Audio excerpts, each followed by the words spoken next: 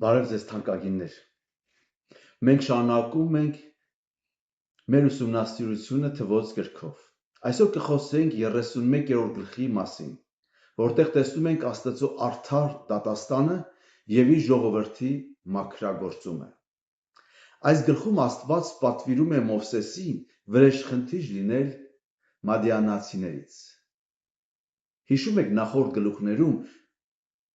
թե ինչպես մադիանացիները բաղամի խորհրդով գայթակղեցին Իսրայելին, մեղքի մեջ գցելով նրանց։ Այս պատերազմը, թանկագիններ, պարզապես հակամարտություն չէր, այլ հոգևոր մաքրում, չարիքի արմատը հեռացնելու համար։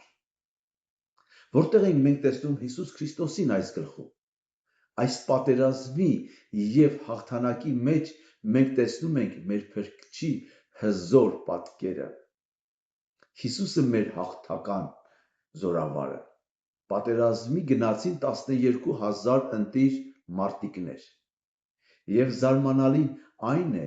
որ նրանցից եւ ոչ մեկը չզոհվեց։ Թվոց 31:49։ Սա Աստծո հրաշքն էր։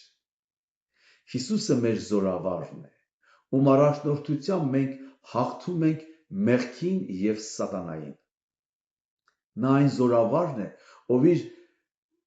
զինվորներից եւ ոչ մեկին չի կորցնում։ Ինչպես ինքն ասաց, նրանցից, որոնց ինձ տվեցիր, ոչ մեկին չկորցրեցի։ Մաքրումը կրակով եւ ջրով էր։ Գերված ավարը պետք է անցներ կրակի եւ մաքրության ջրի միջոցով։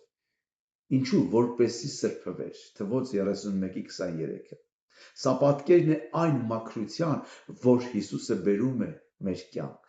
Նա մեզ մաքրում է Սուրբ Հոգու կրակով եւ իր խոսքի ջրով, որպեսզի մենք պիտանի լինենք Աստծո թագավորության համար։ Թանկագին եղբայրներս եւ քույրերս, այս պատմությունը մեզ հիշեցնում է, որ մենք հոգևոր պատերազմի մեջ ենք։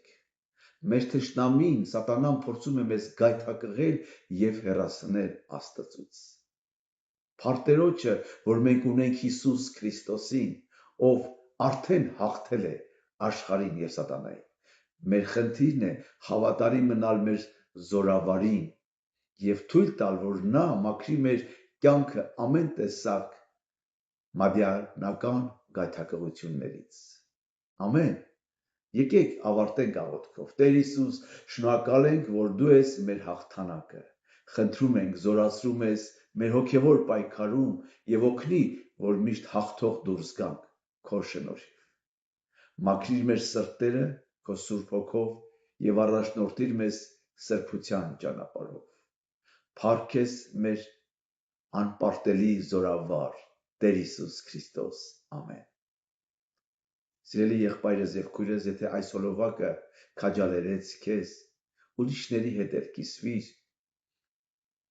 ինչու որպեսի նրանք էլ օրհնվեն։ Եվ գրեք մեկնաբանություններում, թե ինչպես է Քրիստոսին տեսնում։ Թող Աստված օրհնի քեզ եւ քո ընտանիքը, Աստծո կամքով կհանդիպենք հաջորդ գլխում։